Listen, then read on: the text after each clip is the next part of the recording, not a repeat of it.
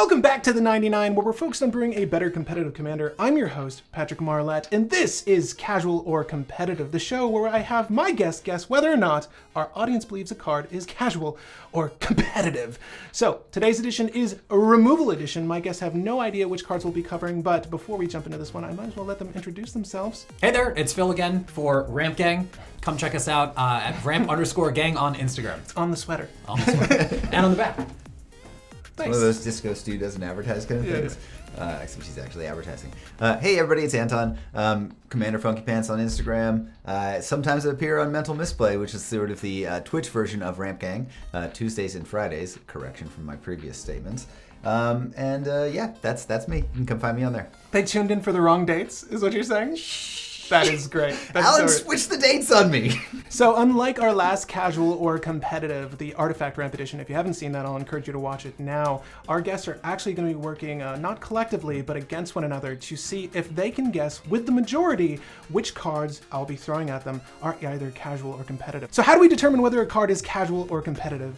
I leave it all to you, actually. Fans of the show that are members of our Discord get to partake in polls when we determine which of these cards are either casual or competitive. If you'd like to take part in these polls, you can do so by joining the Discord. There's a link in the description. So, guys, much like we do on the Discord, there is an emoji for an angel and or a devil, and you can vote by hitting one of those emojis, and our guys are actually going to just point at those today to dictate which of these cards are casual or competitive. I feel very Vanna White at the moment. And if you want to help support the programming on the 99, the best way to do so is via Patreon, and there's a link in the description to all the benefits you'll receive by pledging there. Also, if you want to help indirectly, the best way to do so is via TCG Player. If you're picking up any of these staples, whether they be casual or competitive, you can do so through the link in the description, and a small portion of those proceeds will go to help the channel. It costs you nothing extra, but goes a long way to helping the show here. And for the monthly topic of February, I'm asking our guests, what is your favorite deck list and how does it play? And you guys can take that away. Of course, you can talk about this in the audience as well.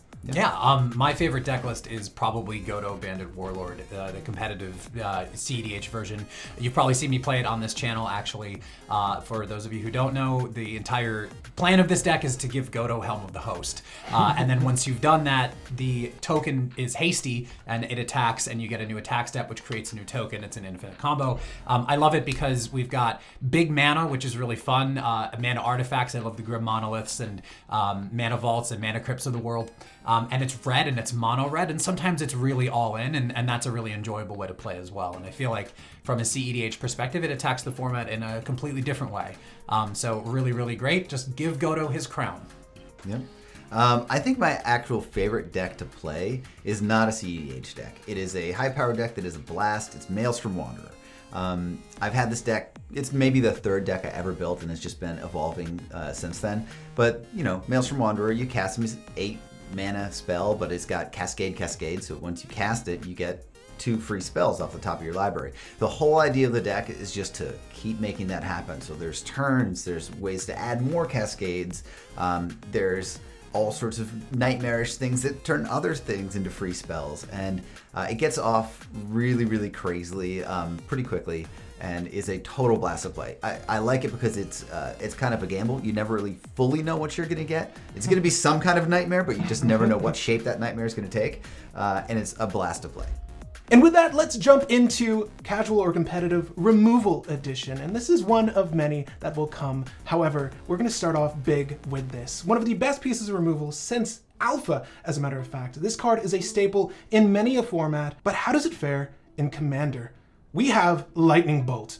For 1 red, instant speed, Lightning Bolt does 3 damage to 1 target. I am, of course, reading the Alpha edition of this card. However, it has been reprinted to oblivion. It might be one of the most reprinted cards in Magic. I don't know that. It's not a fact. I'm throwing it at you. Casual or competitive? Gonna go with a solid competitive on this one. Okay, interesting. Phil, your thoughts? And again, these two are voting against each other now, so you can vote with what you think the audience might believe, or go with your heart. I'm gonna go with my heart, and I think that's how I'm gonna play this game, because I'm just, I'm me, and I'm gonna give my own opinions here. And Lightning Bolt, I'm also gonna say is a competitive card. Bam! With the Devil Horns. For a couple reasons. Mostly it's cheap. It kills lots of really relevant stuff. Drannith Magistrate, it kills Godo, it kills Hull Breacher, it kills Opposition Agent, it kills Tymna, all of the major commanders and problematic creatures in the format of cEDH, I think. And at 1 red is a pretty popular color these days. But it doesn't kill things like Sun Titan. It doesn't kill Torrential Gear Hulk. It doesn't kill Runescarred Demon or some of these other big casual cards. It doesn't kill Avenger of Zendikar or, rest in peace, Primeval Titan, which isn't, allowed anymore. But yeah, it doesn't kill the big guys, and I think that's why I'm leaning a little bit more on the competitive side, because it's cheap, efficient removal. Can actually kill planeswalkers too. So exactly. I mean, that's the same thing I was thinking. Is that the creatures that it's going to likely hit, the relevant threats that it's going to likely hit, you're more often to see in competitive Commander. You're not going to see some of these smaller creatures as often in the casual settings. You're going to see larger creatures in there. The cost effectiveness of Lightning Bolt is exactly what we talked about last time with what you're looking for when you're evaluating competitive cards. The sort of multiple targets that it can hit is super viable in competitive Commander. Yeah, only sort of viable in casual. Yeah, like planeswalkers, creatures. It's any target, right? So the way this has been eroded. So it does have a lot of targets. It is very cost effective and it is very affordable. So I'm interested to give you these answers. I'm so curious to see what So the we both thinks. agree. Competitive. Yeah, absolutely. That's how I would skew that way. I can see why people would want to put it casual, right? It's reprinted a lot, very accessible card. Yeah.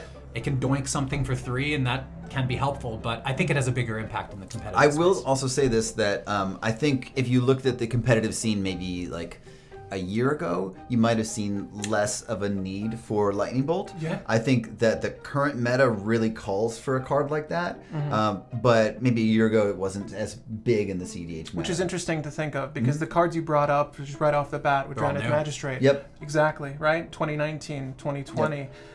So it's interesting to hear your remarks on its competitive nature, but only really in light of recent cards. So. I mean, there's a lot of cards that are going to be like that, which we might run into here, that their competitive nature really changes with the way that the meta adapts. I think currently, as it stands, the meta sees Lightning Bolt as a very applicable card. It's in a lot of deck lists these days. Competitive. Now, both our guests vote competitive. They do not need to get a perfect score to win the grand prize today. That's right. They're not just playing for nothing. They both have an opportunity to win a grand prize, which we'll reveal shortly. However, and it's a doozy. They both say competitive. Now, I want you all to know that our audience over on Discord voted 86 to 83. Wow. Ooh, this was a close one. Only 83, and this is the minority here, only 83 believe that this card is competitive. Wow. To say that our majority feel it is casual. 3 people, 3 votes. Put it in that territory. I mean, I think if you want to have your voice heard, this is a great way to sort of underscore the fact that voting matters, right? Yep. And that would tip the tides. Only 3 people here. I can see why people are split. It was back and forth the whole way until I wound up closing the polls, and to my chagrin, my shock, to find Lightning Bolt as casual. Now, I don't usually tip my hat or throw it into the ring here. However, I would also say it's competitive. Yeah. It's hard to argue elsewise. Yeah. I think that because it's so accessible, again, that's sort of almost like we had with Sol Ring last time, the accessibility of a card really weighs on the mind of players as far as whether it's casual or competitive, when it really shouldn't. If you're just looking at the game as it's played and as that's structured, how effective is the card? And Lightning Bolt is unarguably one of the most effective pieces of damage in the game. To your point, actually, about the accessibility and a card being really good, like there was a period of time in Magic where Lightning Bolt wasn't reprinted. Like, it was reprinted in several years ago now, but there was a whole period where Shock was actually the quintessential 1 mana red spell. And Lightning Bolt's better. Lightning Bolt's better at everything than Shock is. And I think that because it's so good, people just kind of toss it in a deck, just like they do with Sol Ring. If you're playing red, we'll put a Lightning Bolt in there because it's a Lightning Bolt. It'll come in handy. It's good, right? Yeah. Its impact, though, on a competitive perspective is it's gonna massive, stop all that stuff for the cost of 1 measly red mana, and that's kind of how I evaluate things. Is what is the impact versus the mana cost? And Lightning Bolt has very high in cEDH. Yeah, that's interesting for me because I don't play casually, but I know you two dabble. And absolutely. So and even from your reasonings, it sounds like it's still more oriented towards competitive. Just as you were mentioning, like there aren't really great targets for it in casual scene. Right? My Saheeli deck and my Aurelia the War Leader deck both don't play Lightning Bolt because so that Saheeli deck is the Planeswalker one that makes things cheaper. I forget the Gifted, I think. Yeah. And that's all about huge spells. So I want to be casting Expropriate and a bunch of silly things rather than that. So I'll cast like Blasphemous Act is a much more interesting removal spell in that deck than a Lightning Bolt, which feels like kind of a waste. So, you know, I don't put it in my casual decks for that reason. And it's just to say you guys aren't out of touch with what the casual community might be playing. Because you do play casual. I do play casual Absolutely. too, yeah, and it's like my second favorite deck. You know, I will say one thing. I don't want to make too many assumptions about the reasoning for people saying it's casual versus competitive. I think that we got in trouble a little bit with that last time, and I think it's very important to note that, like, we are going to make stabs at what the reasoning might be, but we could be very wrong.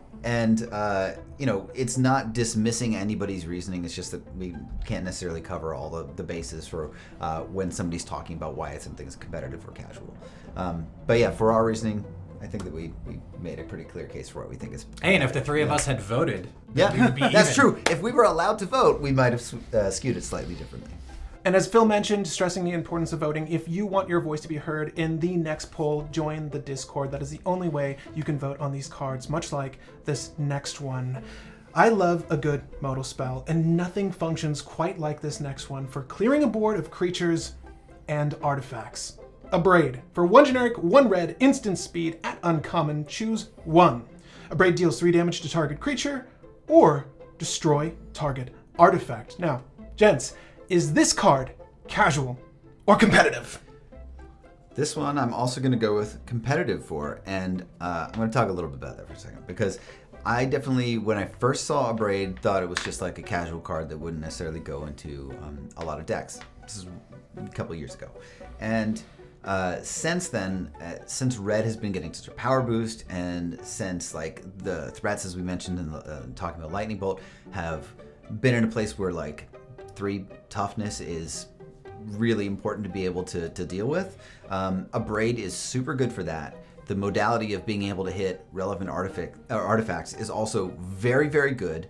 And I've seen it not just in mono red lists that are competitive, but in many, many lists that are playing red in competitive, which is like a lot of them.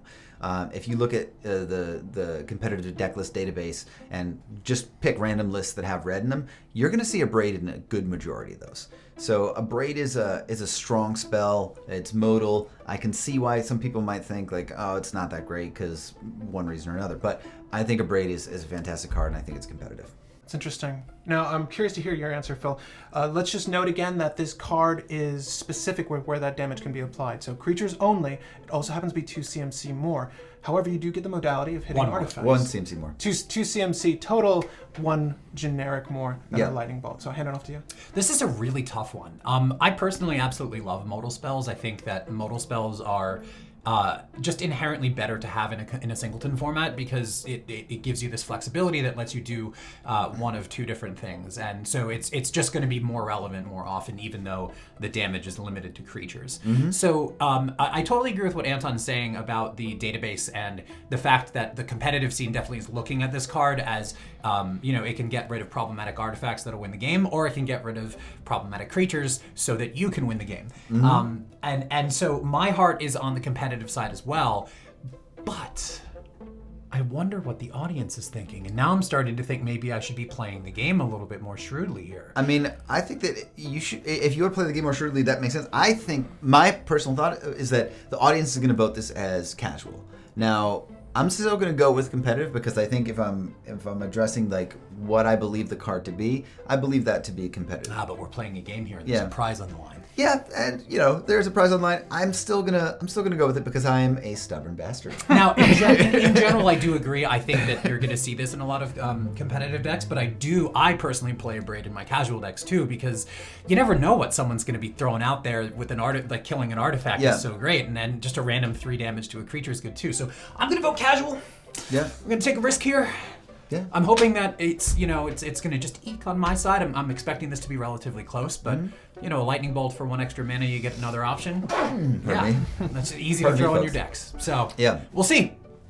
This is interesting because when the votes tallied, again, we have 83 to 86. What? Are these the same people? Now, I want you all to know, Phil, you said casual. Anton, you said competitive. Well, our audience over on Discord, 86, the majority agreed that this card, a braid, is competitive. Wow. Ooh. All right.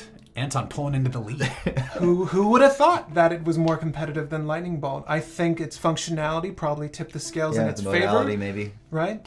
And I think predominant amount of threats in competitive, you're not really trying to zap players, not necessarily. You do want to zap planeswalkers. Yep. However, creatures are generally the largest threat. There's a lot of hate bears, a lot of stacks pieces we're starting to see on the board in competitive. But thoughts on this one? Yeah, I mean, I think especially if you look at some of the most popular commanders out there, like you look at Tymna, you look at Thrasios, like these are creatures that get super murdered by a braid, and I think it makes a lot of sense for this to be on the competitive side. I mean, we talked about it. Yeah, I mean, a braid kills everything Lightning Bolt kills. So that makes sense to me. It is very interesting how split the community is on both of these cards, though. I think that's actually really fascinating. And it's almost in percentage-wise, like it's minimal amounts of percentage points between the two responses. Yeah. I can appreciate why people think a braid would be a casual card or a competitive card. Same. Lightning Bolt's a little less so. Like Lightning Bolt, because it's narrower. Like a braid being wider is actually like means that I feel like the sort of distribution would be a little bit like wider on where people land. Lightning Bolt being so narrow, I was really surprised by that one. This one, like because it's so close, surprises me a little less. But what do I know? I just lost. So I mean, I don't know what I'm talking about. I'm honestly super curious about people's reasoning for this. I don't know if there's a way to like get people talking about their sort of evaluation for these cards. If only there was a place to do that. Yeah, if only. Where might people be able to do that? Perhaps the Discord, because you're allowed to discuss the cards up for debate in Community Events tab. So if you want to do that, I encourage you to discuss after this episode's done airing for you, as well as the comment section down below. I'd love to hear your thoughts as well. This is all about the conversation, and moreover, who wins the prize. However, it is 1-0 so far. So Anton, you are in the lead. And can you pull even further? Can you pull even further with this next card? Whether it's a big or small threat, it can and will be neutralized with this next spell. What is this, madness? No, this is Fatal Push. For 1 black, instant speed, destroy target creature if it has converted mana cost of 2 or less. However, with Revolt, destroy that creature if it has converted mana cost of 4 or less instead, if a permanent you controlled left the battlefield this turn. Now, is Fatal Push, gentlemen, casual or competitive? You can take it off this one. All right. You know, It needs a little time to think, I think. I have to get over my personal feelings about this card. I fucking hate Fatal Push. So in a good way or a bad way? I fucking hate Fatal Push. But that doesn't answer the question necessarily. It doesn't, but I'm going to get to that in a minute. I'm going to let Phil go first, and I'll share my thoughts about this in a minute. Wow, okay. Is there a way to say that this card shouldn't be played, and in either casual or competitive? Is that a potential response? Can we have an absentee ballot on this one? Look, if you compare Fatal Push to what we've just talked about, like in Lightning Bolt, it's 1 mana, it kills stuff, but it doesn't, and it kills some of the things like Durinth Magistrate, but it doesn't kill Hull Breacher, it doesn't kill Opposition Agent, it doesn't kill Tymna, unless you meet conditions. And competitive decks play, fetch lands and things like this, but I actually think that this is going to land, for me, a little bit more on the casual side of things. And the reason why is it could potentially be a relevant and pretty powerful removal spell in a deck that can take advantage of the permanent left the battlefield condition, and is doing things that sort of want to be doing that already. So decks that are built around that kind of interaction would seem to me to be a bit on the more casual side. So that's why I think it's a casual card. I also don't really play against it when I'm playing cEDH, so I don't really see it, which leads me more onto the casual side as well. Yeah, I'm firmly in agreement with Phil here. I'm going to say casual. I'm also going to say don't play this card. So Fatal Push, was it modern standard or something? It was great in there, but I have built a lot of mono black decks. Mono black was one of the first things I focused on in Commander, And even in a mono black deck that was focused on discard and removal for as efficient cost as possible, this card still never was good enough. And I never played against it in cEDH because if you're running black, you have other removal spells that are better. Tragic Slip is better. Similar condition, right? Except something has to die. Things die all the time. Tragic Slip is just better. It also gives negative power and toughness, which is very relevant, say, if you're trying to kill an Eldrazi. Defile, I think, is better. It gives something negative depending on the number of swamps you have, which, hello, if you're playing mono black, you put an Urborg out, you suddenly have 5-6 swamps. You can nuke a lot of threats for 1 mana. I think that this card is tempting because of the mana cost, and tempting because it seems like the conditions can be met really easily, but it just never seems to land because every single list that splashes black has better removal. Every mono black list has better removal. This is like bottom of the barrel removal for mono black to me, and that would be the only place I would think about playing it. And in my experience of playing mono black decks, even in a casual setting, this was just not good enough. So I do not think Fatal Push is a great card for a commander. I definitely think it would land way more on the casual side. That's interesting. That's interesting. I think Fatal Push rose in popularity because its requisites were less so than something like a Go for the Throat, which is non-artifact, or many of the removal that says non-black creatures can be removed. I think Vendetta works that way as well, if I'm not mistaken. Yep. So this is an interesting way to remove things without the limitations of certain other black pieces of removal, but you still think there's not only is this a warning against, but it's also a firm casual from you, Anton. And Phil, you're on the more casual end of the spectrum as well. Agreed. Yep, that's right. Excellent. All right, on that note, Fatal Push. This is less divisive than Lightning Bolt or a Braid was. However, the votes are still very close because 85 to 77 feel that this card is casual. All right. I'm glad that was the answer. There's hope. There is hope. Don't play this card. I'd love to see what the comments are about this card in the YouTube video for sure. Like Absolutely. down below. Who plays Fatal Push? Why they like Fatal There's Push? going to be something that's like, it's amazing, it's done the most, which great, good like for it. you. I still like it. I'm personally a fan of Fatal Push. I don't hate it, but if you go into a multicolored list, there's generally better removal. Yeah. Yeah. There's Literally always better never removal. seen this played in a cEDH deck. Yeah. Not a once. Unless it's mono black. Not even then. Not even then. That's interesting. I do see it, but not often enough. It's one of those cards that's not really favorable with what the threats you're trying to eliminate. There aren't that many 2 CMC things you want to hit. They're generally 3 CMC or up, so you do need to hit the Revolt for this to For sure. be impactful on a competitive level. However, I'm interested to hear how this plays out casually for players that voted casually, or this could just be their default answer because there isn't a way to opt out of responding, which it seemed like some people did, just based off the number of votes we saw in that particular category. However, this next spell is another modal one and another curiosity in the competitive world. It's a counterspell. No, it's a removal spell. No, it's actually both. Because when you're in Dimir, you get both. Drown in the Lock.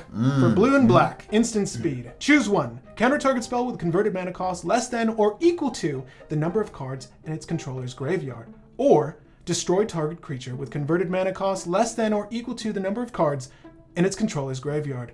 Gents, is Drown in the Lock casual or competitive? Tough one, but sure. Yeah. I definitely know where I stand on this automatically. Yeah. I think this, for me, and I'm hoping that the audience agrees, this is a competitive card. And the reason why I think it's competitive is it's pretty easy to fill up a graveyard in the competitive space. It's a cheap spell that does 2 things, and those 2 things are both very, very important. The conditionality of having like a filled graveyard is not that difficult generally with fetch lands and just like a lot of other ways to either wheel or discard cards or remove permanents, things like that. Drown in the Lock is a great card. It's just so flexible and so helpful. And actually, as a player, when I have it in my hand, if I'm playing a deck that has Dimir or an Esper deck or something like that, I'm usually really happy that it's there, and it makes me feel like safe because I can either deal with stopping something on the stack, or if something got through before, I can deal with it now. I think we're gonna go with competitive on this one, and I feel pretty comfortable with that. I literally agree with every single thing that Phil just said. I'm not going to add a damn thing. This card's competitive. And if you keep voting with him, you're already ahead. That's actually just the strategy to win at this point. See, I'm going to go with him. I'm going to to have Anton answer the next one. First. Answer this one first. Lock in your vote first, and then I'll go. I would have said competitive on this one anyway, because like it's a competitive card. It's so great. Yeah. I remember there being a little bit of a debate about this card when it first came out. People were like, is it really competitive or not? But oh my god, with all the breach lines that are going on these days, with the abuse of the graveyard that happens these days, it is just great. It is a great card. They do the work for you. The self-mill, the LED into the grave, you're like, oh, you just enabled this. Appreciate that. Thanks. 100%. This card is competitive. It's very, very viable, especially now. Use cases in casual, though. Do you feel like there's a spot for this in casual? Yeah, I think if there's a big, if people like have a long game, like a really long game, and there's a lot of stuff going on, casual has a lot of like wrath effects and sort of global wipes and things like that. Then I think that Drown and Lock could be used in a casual deck for sure, especially if you're like solidly in Dimir. Like if you're like playing like Una or something fun like the Scarab God or something like that, Drown and Lock is useful, certainly very useful. But I see it in a lot of competitive decks, and the competitive decks tend to fill a graveyard up a little more, and a little faster. And so Drown in the Lock might not be so good early game in a casual game. It tends to be like online, I'll just say it that way, sooner in a competitive match, and that's when you kind of want to be using it. So so spells that are more instant or sorcery centric as opposed to permanent centric. Right? And it doesn't really take much to put this online either. No. And this is really interesting to see with Drown in the Lock, because our audience over on Discord feel 111 to 55. 111 to 55. Very polarized. A majority of our audience feel that Drown in the Lock is competitive.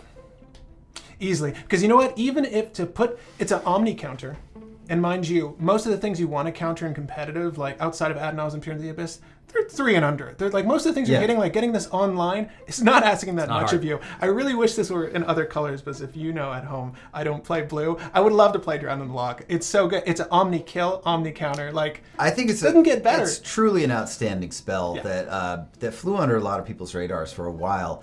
I also think it's very accessible. If you want to get a copy of this card, it is not expensive. No. You can get 1, you can get 10. I mean, they're very cheap and very worthwhile playing. If you play those colors, definitely be running this card. Totally agree. Totally agree with you guys on this one. However, this next one is very interesting, and I'm going to cue you in on the next 3. They're all alternatively free. Awesome. However, there are different requisites for each.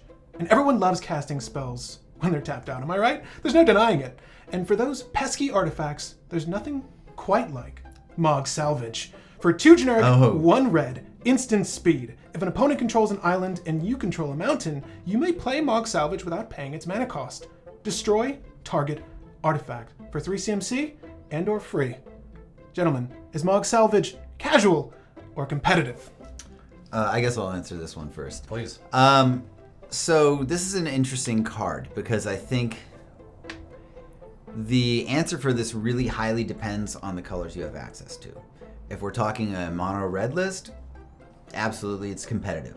If we're talking a list that has multiple colors, it starts to become a little bit less of a card that you would include, because you have other ways of removing things. You might not have mountains out. I do think that the free condition isn't the hardest to meet. Specifically, again, if you're playing mono red, you have mountain out, somebody's got an island, there's usually blue at the table.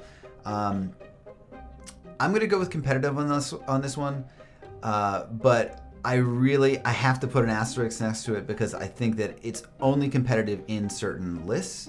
Otherwise, it's just a card you don't really include at all, which might skew it towards casual for a lot of people. But I think if you're going to be putting this into a list, it's probably into a competitive list. I don't really think that I see this much in casual lists at all, because again, I think that there's just other larger sweepers that they use for removal. Interesting. Okay. So right, so the type of artifact removal a casual player would want isn't necessarily something like Mogg Salvage, is what you're saying. Yeah. Despite its limited nature in a competitive scene, what with needing a particular land base. Yeah. But Phil, how are you on this one? I actually run this in Godot. which is a competitive deck. Yep. So from Anton's perspective, I agree with what you're saying for sure. Yep. That look, it's when it's online, it's amazing. And if you're playing, in a mono red list, you'll have mountains. And if you're playing, well, except for there is a game in Brew Wars where my Mog Salvage was not online for an extremely long period of time because Justin was playing like a bunch of random blue lands that weren't, that actually weren't islands. Yeah. He's playing mono blue and it doesn't have them online. Strange. But a lot of dual lands, right? Like any dual land is or a shock land is gonna turn this online on yours or the other side. I actually think, however, that I'm gonna vote casual here because I'm one, trying to play the game, but two, thinking about like local metagame, right? So tabletop Magic and playing with your friends, and say like my friend has this super awesome artifact deck and I'm playing a red deck and it's an artifact deck like that has blue in it. Maybe they're playing maybe it's like a casual version of Urza, or maybe they're just playing some other thing that has blue in it. Then this might be like a specific hoser that people would use against known opponents, right? So if your local game has a blue player with a ton of artifacts in it, then I think that it's much more likely that you would play this card. Yep. And so I think that it really helps the very narrowly like mono red cEDH decks. But I'm going to vote casual because it's not difficult for me to imagine players putting this in their deck to just doink something that like they're specifically afraid of. And the other thing is I that think like it makes a lot of sense. there's not a lot of artifacts out there. Like there aren't any paradox engines out there anymore, right? So I mean, if Mycosynth Lattice is the boogeyman in your local meta, like people are assembling that lock, yeah, boom. Yeah, knock it out. Or, maybe an Aetherflux if someone's doing that. Or just there's some other unfair big artifacts, like that 6-mana one that draws you a card every turn and gives your creatures +1/+1 and makes your spells less expensive. The Immortal Sun. So there's a lot of cool big artifacts that you can just be like, haha, for free. And so that's why I'm going to vote casual. Interesting. So we have casual on this end, Casual. competitive on this end, and one free spell up for debate. Now, I want you all to know that our audience over on Discord feel a firm 7 to 147. Whoa! Okay, this is going to be an interesting result. 147 individuals feel that Mog Salvage is competitive. Looks like I need to maybe start. I'm just going to T-Rex scoop up my cards. I think Like it's 3 to 1 now? Is it 2 to 1. 2 to 1? Just Okay. scoop up my cards, go home with my little T-Rex arms. Yeah. I sad. loved your reasoning. I think it makes total sense. Mog Salvage is not for every list, and not every competitive list with red wants to run it, particularly the ones that also utilize ad nauseum, because honestly, having a 3 CMC spell that's free some of the time that hits you for 3 damage is something you don't want to do when you're running ad naus. So it's interesting to see how red slots in the list. Generally, it's mono red and maybe dual color at most.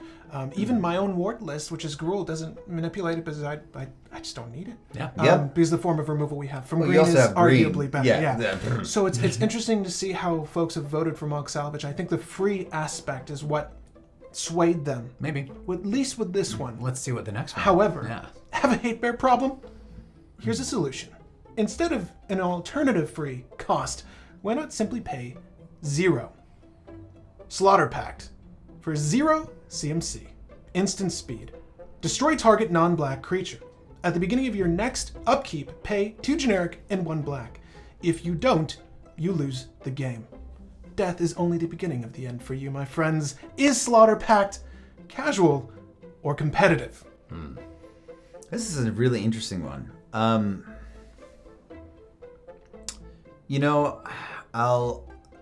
I'll say this. I never see this really. I think I've seen it once or twice in cEDH lists.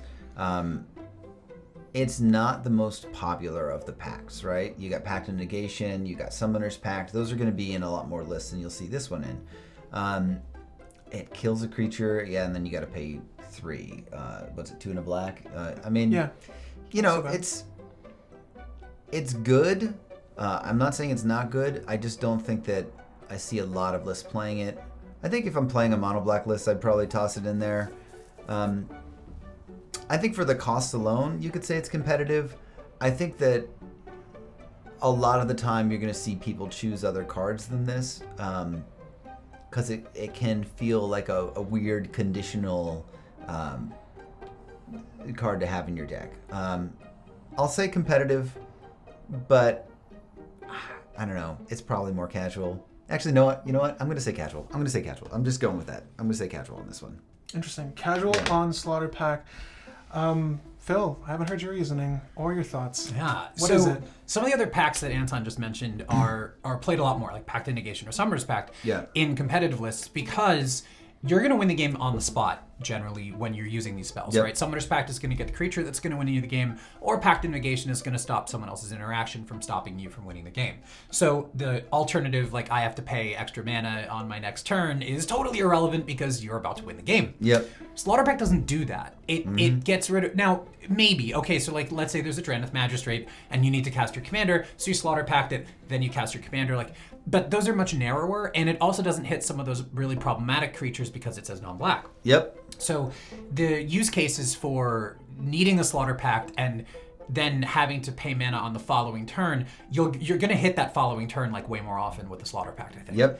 And so I don't think it is a competitive card in the same sense, even though it's free, even though you can do something right away. I'm going to vote casual as well. I feel a little less conflicted about it than Anton did, I guess. But I mean, I agree with your reasoning entirely. I think it's so hard to say it's casual because of the zero casting cost. Like anything that's free is generally so good. But this is one of those ones that absolutely, it's going to come around to your turn. You're going to be 3 mana less and be like, did I really need to kill that thing? Did I? Well, in the interest of trying to salvage this game, would you rather get it correct with Anton or get it wrong with Anton? Or get it correct? I just want to get it correct at this point. I've been incorrect enough that... Okay. Interesting. We'll see. So, we are both agreeing that this card is casual. Casual. Yep. So Slaughter Pact, that upkeep trigger of 3 CMC, how much is that worth to the competitive player and or the casual player? 20 to 141. Wow.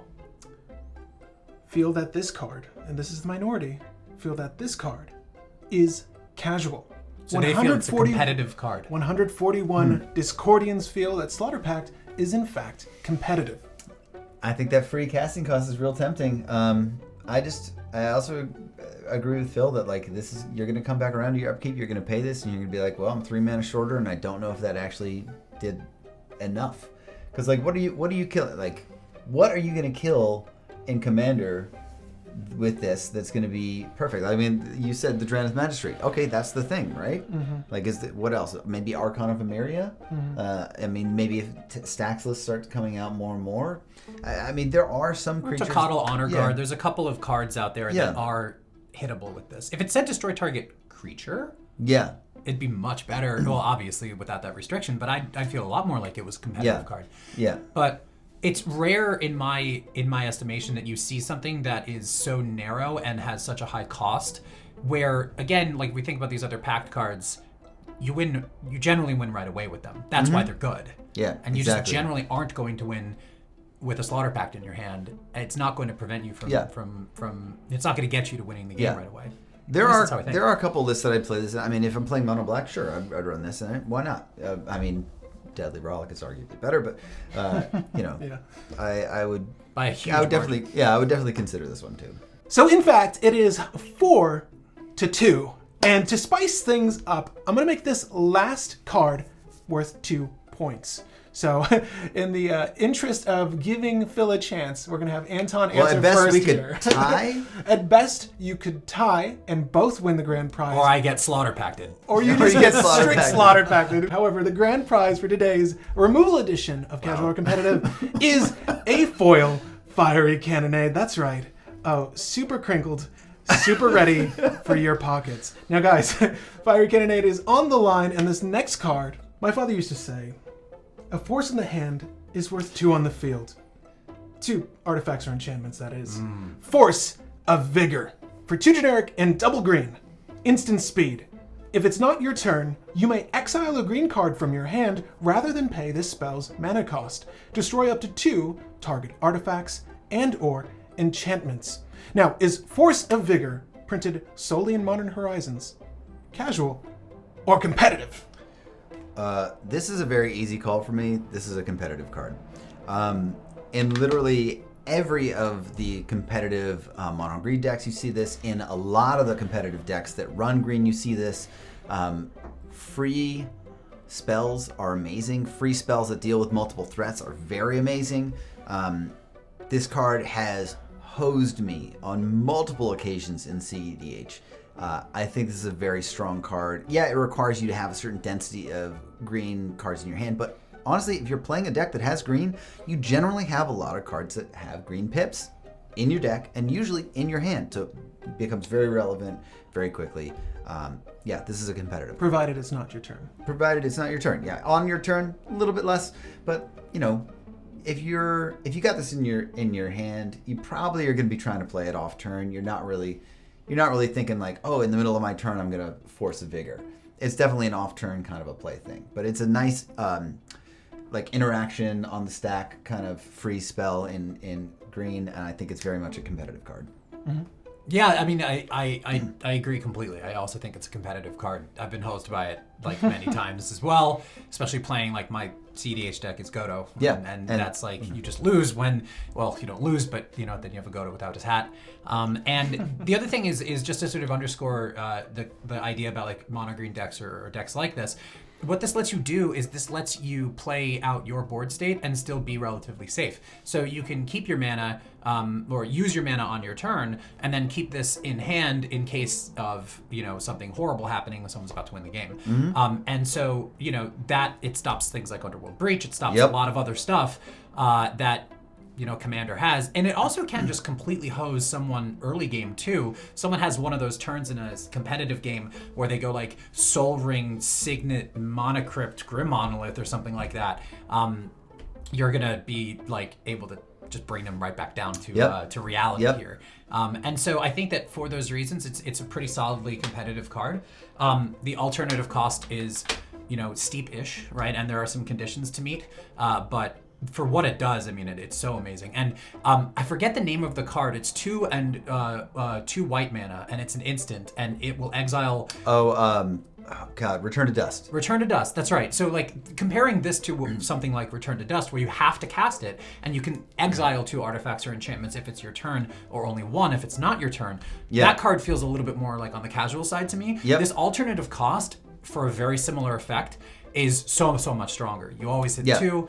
They're technically the same mana cost to cast, but this just sets it over the edge. It also gives green like a really good way to just like use up all of that amazing mana that they can generate, and still be safe, which is important. Yeah, I will also say that I'm offended that this is a green card because of Return to Dust's existence. Return to Dust pisses me off to no end. It's an instant speed card for 4 mana that you really only get the maximum benefit. It only graduates. Yeah, it only graduates from being a disenchant by being on your turn, which defeats the purpose of it being an instant. What is going on with that design? The only useful way I've had to cast that card is off of the Sunforger. Yep, Sunforger. Yeah. Cool. It's great off of Sunforger. Great, absolutely. But apart from that, not so awesome. Elsewise, just another mediocre white card. Exactly. We just finished January, and we know that white needs the most help. So it's so funny how many people dogpiled white January 2021. I mean, it's the most obvious thing. You know, it is. So far as, you know, colors that need help. Yeah. Yep. And let's not even talk about Kaldheim and what they did. Divine Gambit is trash. You know, so none of the cards I brought up were in white. Yeah. Anyway, guys. Oh, which is also a little touchstone here. White, you know, continues to be host because it's the color of removal, which means it can't have like access to draw and whatnot. And look at all the removal spells we talked about today. Look at the removal spells in general in cEDH. How many of them are white? I mean, swords to plowshares, Path to Exile. People don't even like playing Path anymore because it gives your opponent the land. Yeah. It's unreal. Rough times. But Disenchant's really good, right, guys? Actually, Disenchant's pretty good. I love Disenchant. I'll play Disenchant in a mono white list. I might play it in an Orzhov list. Probably won't play it in many other lists. That's fair. Now let's see how many people are willing to play Force of Vigor in a competitive list, because that's where you're leaning towards, right? Oh yeah. Competitive on both Anton and Phil here, which means if they guess this correctly, Anton gets a prize. Elsewise, I get a Phil cookie. loses anyways. You get a cookie. No, you get a fiery cannonade, which is arguably worse. But Force of Vigor. I get a Pringle. 147 to 20 Discordians voted, stating that Force of Vigor is in fact competitive. Yep. No surprises there. Shock Pikachu. Yeah. So, congratulations, Anthony. First Real winner. Hold it up to the... Yeah. Look at that. Look at that fun card that you're never going to be able to play on a list because it is so notably pringled. Anyways, guys, that is it for another Casual Competitive. This was Removal Edition. There will certainly be more of these in the future, but guys, maybe some white cards in there. How do you feel about the polls this time around? It was 5-3, right? So yeah. We actually got a few more of these wrong than we did with our Artifact Ramp Edition, and I talked to the audience in the comment section there. That was more of softball for at least, you two and obviously our audience that is largely competitive because fast mana is arguably always going to be good, particularly when it goes mana positive. How do you feel about Removal Edition? I felt like this was interesting. I think we covered some really good bases here. It was kind of cool to see how people responded to the modal spells, and I thought it was very interesting to see how people responded, especially to Lightning Bolt and Slaughter Pact, for sure. Yeah, what I'm learning, I think, through these discussions is that there's a huge difference of opinion, not just like between me and the community, but like in the community and in a lot of cases as well. And I think that's good. I think having like a healthy debate about this stuff is important. Absolutely. And we're all playing Magic. We all really love the game, but everyone plays it a little bit differently. And sort of some of the assumptions I'm making about why someone might think that a card is falling into one camp or another could be very different than yours. And so Lightning Bolt and a Braid both, I was really surprised that they were both so narrow. Yeah. And then Slaughter Pact, I was really surprised that it was so skewed toward the competitive side.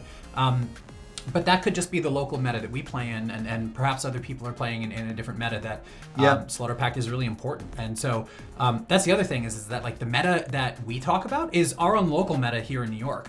But that is not your meta, and it depends on what decks other people are playing. So that could definitely skew. So maybe if you voted for Slaughter Pact or any of these other cards, it'd be really interesting to see the reasoning behind that. And I'll be in the comment section too, sort of chatting with you guys, and really curious to continue the discussion there. And that will do it for this Casual or Competitive, gang. Next time you want to have your opinions voiced on this channel for this segment, you need to go over to the Discord. And again, that link is in the description down below. But as I do with all of my videos, I'm going to close this one out with a special shout out to one of our Patreon members.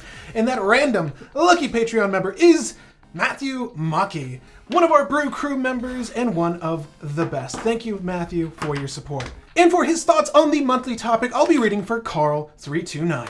My favorite list right now is probably my Kumano Master Yamabushi deck.